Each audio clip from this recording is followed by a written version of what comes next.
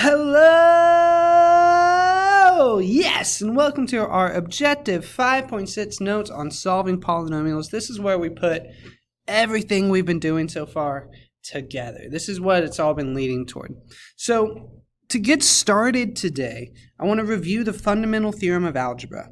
All right, and now the fundamental theorem of algebra states that a polynomial of degree n has n zeros in the complex number system. And that is a huge idea here. So that means if a polynomial has n zeros, it has n linear factors. By knowing the degree of the polynomial, we know how many zeros and therefore how many factors we need to find here. So let's walk through the steps of how we're going to solve polynomials today. So first, we're going to graph the polynomial on our graphing calculator. Then we're going to use our graphing calculator to find an x-intercept as 0. We can use synthetic or long division, and we're going to divide that 0 out. And that'll give us a new polynomial that we can repeat the process with. What's another 0? Divide it out. Our goal is to get it down to a quadratic equation, because once we have it down to a quadratic equation, we know how to solve those. We can solve those with factoring or the quadratic formula, even completing the square. And by that method, we can find all of the zeros that we are going to look for in our polynomial and therefore solve our polynomial equation. So to get started, we're going to do a couple problems where they give us the first 0. All right, so our goal here is to find the zeros of the function. Now, one thing to note right away is that how many zeros are there? Well, they tell us x equals 3, but notice they also tell us how many zeros we're looking for. We're to the 4th degree, so that means we'll have 4 zeros in total. We'll have 4 linear factors. So let's start by graphing our equation. So we'll say 3x to the 4th minus 4x to the 3rd. Oh, I missed my variable. 4x to the 3rd, there we go. Very important that we type these in correctly. Minus 12x squared minus 4x and then minus 15, and we hit graph. Let's see what we come up with here. Okay. All right, so looking here, here is my x equals 3, right? I see that 0. This one looks to be just off of -2. Let's see if we can't calculate what that 0 is while we're here. So go to my left bound. Oh, there it is, right bound. -1.667. So we'll come back to that. All right, so let's keep that up. Now they tell us this first 0, x equals 3. All right, so what I'm going to do is I'm going to use synthetic division to divide that out. So 3 is my 0. It goes in the box. I have 3, -4, -12. What do we have here? -4x. So -4 and -15. So I'm going to do my division here. Remember, the first one always drops. 3 times 3 is positive 9. -4 plus 9 would be positive 5. 3 times 5 is positive 15. -12 plus 15 is 3. 3 times 3 is positive 9. -4 plus 9 is again 5. 3 times 5 is 15, which gives us a remainder of 0. Now, this is huge. If we get any remainder other than 0, we did something wrong. Because remember, we are looking for the factors. So it's only a factor if the remainder is 0. So since we found that remainder to be 0, we're on the right path. Now, look at the polynomial this gives us. 3x to the 3rd plus 5x squared plus 3x plus 5 equals 0. So this is one of those moments where we can actually stop doing synthetic division, and this is factorable by grouping. We have 4 terms. Now, they won't always be factorable by grouping, but what gives this away is the pattern here, 3, 5, 3, 5. That tells me I can take out an x squared, and I'd be left with 3x plus 5. I can take out a positive 1 and be left with 3x plus 5. So combine my outside terms, x squared plus 1, 3x plus 5, All right. So what does this show me? Well, remember, set each factor equal to 0. X squared plus 1 equals 0. 3x plus 5 equals 0. So subtract 1. X squared equals negative 1. Take the square root. So x equals plus or minus I. Subtract 5. 3x equals negative 5. Divide by 3. X equals negative 5/3. Now notice, if I look back at my graph over here, negative 5/3 is negative 1.667. So we see that rational 0 there.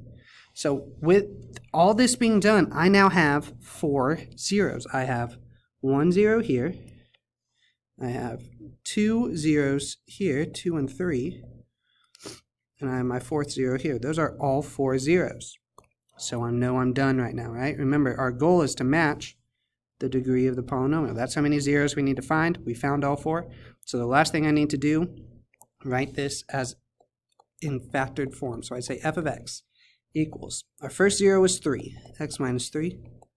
Then we had negative 5/3. What would that be as a factor? Well, that'd be 3x plus 5. And then I have x minus I and x plus I. And then we have it.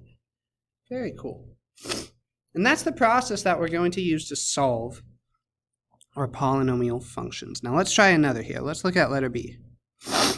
So this time, a little different story. They give us that x equals negative 2 plus 2i. Well, if I know that x equals negative 2 plus 2i, I also know that x equals negative 2 minus 2i. Right? The complex conjugate. So what I'm going to do here, so I'm going to write these factors that would give me this. So let's see here. We'd have x plus 2 minus 2i and x plus 2 plus 2i. And I'm going to multiply these out. So x times x is x squared. X times 2 is 2x. X times 2i is positive 2xi. 2 times x is 2x. 2 times 2 is 4. 2 times 2i is 4i. Negative 2 times x is negative 2xi. Negative 2 times, or negative 2i times 2 is negative 4i. Negative 2i times 2i would be negative 4i squared. Now notice what happens if we did this right. Anything with an I, not I squared, anything with the I should cancel out. So we have positive 2xi, negative 2xi. Positive 4i, negative 4i. What is I squared equal to? Negative 1. So this will become plus 4, right? So when I combine my like terms here, I'd have x squared plus 4x plus 8. This is then a factor, right? So I'm going to use that and do some long division. So let's set this up. This is going to be my divisor. So, oh, hello. So I'm going to have x squared plus 4x plus 8. My dividend is my polynomial here, 3x to the 4th minus 4x to the 3rd minus 24x squared minus 64x plus 128. Now if I do this right, my remainder should be 0. Let's see how it works out. X squared times what gives me 3x to the 4th? Well, x squared times 3x squared would give me 3x to the 4th. Now 3x squared times 4x would be positive 12x to the 3rd. 3x squared times 8 would be positive 24x squared. So do some subtraction here. I get 0. Negative 4x to the 3rd minus 12x to the 3rd would be negative 16x to the 3rd. Negative 24x minus 24x squared would become negative 48x squared. And then I would have negative 64x here. All right, x squared times what gives me negative 16x to the 3rd? That would give me negative 16x. When I multiply that, I'd get negative 16x to the 3rd. Negative 16x times 4x would become negative 64x squared. And 16 times 8, whoa, we're getting into big numbers. Let's put that in our calculator. Times 8. 128, so I'd get negative 128x. So I'm going to subtract all of these values. Let's give me a little more space to work here. So I get 0. Negative 48x squared minus negative 64, so this would become positive 16x squared. This would become positive 64x. And of course, this would become 128 when I bring it down. All right, so x squared times what gives me 16x squared? Well, that would be positive 16. And then sure enough, when I multiply all these out, I'm going to end up with a remainder of 0. So that means I did it right. So now I have this new polynomial. 3x squared minus 16x plus 16.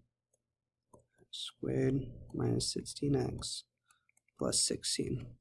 This is a quadratic, right? This is a quadratic. So I've accounted for 2 of my zeros so far. I have the negative 2 plus 2i that they gave me. Negative 2 minus 2i is the complex conjugate. So now my last 2 zeros are in this quadratic equation. Oh my goodness. In this quadratic equation, 3x squared minus 16x plus 16. So we can solve this quadratic equation with all sorts of different methods, right? We could use quadratic formula. We could use factoring. Let's see if this is factorable here. So 3 times 16 would be what? 48, I believe. 3, 6, 32, 48, yeah. Factors of 48 that add to negative 16. Oh, well, I'm definitely going to need 2 negative numbers. 48 divided by 4, 12. Oh, so negative 16 or negative 12 and negative 4, right? Cool, let's factor this. 3x squared minus 12x minus 4x plus 16. And factor by grouping. I can take out a 3x. I'm left with x minus 4. I can take out a negative 4 to leave me with x minus 4. And I have 3x minus 4 times x minus 4 would give me this quadratic, which means that x equals 4/3 or x equals 4. And that would be my third and fourth zeros that I've been looking for. So that means I have now found all of my zeros. So let's write this in factored form here. We'd say f of x equals 3x minus 4 times x minus 4. I don't think I'm going to be able to fit this all in one line. Now remember, we have our zeros here, negative 2 plus 2i. That would be the factor x plus 2 minus 2i. And plus 2 plus 2i. It's complex conjugate. Very good. All right. So hopefully we're still following along, because what we're going to do is we're going to switch it up a bit. Now, they're not going to give us a 0. That's going to be us to go beginning to end. And this is where the graph becomes so important. So let's dive in here. Let's start by graphing. We have x to the 5th plus x to the 3rd plus 2x squared minus 12x and then plus 8. And we hit graph. All right. Ooh, look at what we have here. Second calc. I'm going to go for this 0 on the right because it is something special. Left bound, right bound. I don't know if this will work. It's going to say, oh, look at that, 0.99999. That's 1. That's 1. And it bounces. What does it mean if it's bounce? We got a multiplicity. So I think my hypothesis is that we have 2 zeros. X equals 1 with a multiplicity of 2. Let's test that hypothesis. So I'm going to put 1 in the box. We're going to divide this out. X to the 5th. So I have 1, 0. Don't forget that x to the 4th term. Negative 12 and 8. All right. Drop the 1. 1 times 1 is positive 1. 0 plus 1 is 1. 1 times 1 is also positive 1. 1 plus 1 is 2. 1 times 2 is positive 2. 2 plus 2 is 4. 1 times 4 is positive 4. Negative 12 plus 4 is negative 8. 1 times negative 8, negative 8. 8 minus 8 is 0. This gives us a new polynomial. I think we have 2 zeros of 1. So what that means is that I can divide out this new polynomial. So this would be a 4th degree polynomial now. And I'm going to see if there's another factor of 1. So I drop the 1. 1 times 1 is positive 1. 1 plus 1 is 2. 1 times 2 is positive 2. 2 plus 2 is 4. 1 times 4 is positive 4. 4 plus 4 is 8. 1 times 8 is positive 8. Negative 8 plus 8, 0. Fantastic. Now look what else here. If I look back at my graphing calculator, it looks like x equals negative 2 is another factor. Let's divide it out. Okay, while everything's moving on me, great. All right, let's divide out negative 2 from 1, 2, 4, 8. Now if I do this right, it'll leave me with a quadratic. Let's see if that works. 1. Negative 2 times 1 is negative 2. 2 minus 2 is 0. Negative 2 times 0 is 0. 4 plus 0 is 4. Negative 2 times 4 is negative 8. 8 minus 8, 0. Very good. This quadratic that I'm left with now, x squared plus 4. So that would be the final quadratic that I need to solve, x squared plus 4. And this is why it gave me more space over here. So I have x equals 1 with a multiplicity of 2. X equals negative 2, and I know the remaining two factors are in x squared plus 4, right? Because I know I need to find 5 zeros since this was a 5th degree polynomial. So I'm just going to subtract this over x squared equals negative 4, take the square root of both sides, find x equals plus or minus 2i. So let's count our zeros here. We have x equals 1 with a multiplicity of 2. That's 0, 1, and 2. X equals negative 2. We found that from the subtraction, or from the synthetic division. That's our third 0. And then we have our 4th and 5th 0 here with plus or minus 2i. So to write this all in factored form, it would be f of x equals x minus 1 squared, x plus 2, x minus 2i, and x plus 2i. And there we go. Look at that. So cool. So we have found the 5 zeros for this polynomial. Let's do one more. X to the 4th minus 4x to the 3rd plus 8 squared minus 16, x plus 16. First step, graph it. So x to the 4th minus 4 x to the 3rd plus 8x squared minus 16x, and then plus 16. Graph, where are we at? Show me something good. Oh, okay, we have another multiplicity. So x equals 2, it looks like, multiplicity of 2. Let's test it. X equals 2 with a multiplicity of 2. So I'd put the 2 in the box. I got 1, negative 4, 8, negative 16, and 16. Let's figure out if this works. Drop the 1. 2 times 1 is positive 2. Negative 4 plus 2 is negative 2. 2 times negative 2 is negative 4. 8 minus 4 is 4. 2 times 4 is positive 16. Negative 16 plus 8 would be negative 8. 2 times negative 8 is negative 16. 16 minus 16 is 0. There's 1. Let's see if our multiplicity idea is correct here. Drop it. So, drop the 1. 2 times 1 is positive 2. Negative 2 plus 2, 0, 2, 0. 4, 2 times 4, positive 8, and again. And look at the polynomial we're left with again. So this would tell us x squared plus 4 equals 0. So we have 2 zeros at x equals 2, and then my remaining, we've actually already seen this equation before, just in our last example, x squared equals negative 4. Take the square root of both sides, x equals plus or minus 2i. So again, to count our zeros, we know that we need to have 4 zeros. We have 1 and 2 right here. That was supposed to be a 1. 1 and 2 right here. And 3 and 4 right here. So in factored form, what would this look like? This would be f of x equals x minus 2 squared, x minus 2i, x plus 2i. And that is how we solve polynomial equations. Hopefully we're feeling confident. I'm sure there are questions. Definitely check out those sample problems if you want to see some more examples of how this all works. This is Mr. Carter signing off. We did a lot of good work today. I'll see you next time.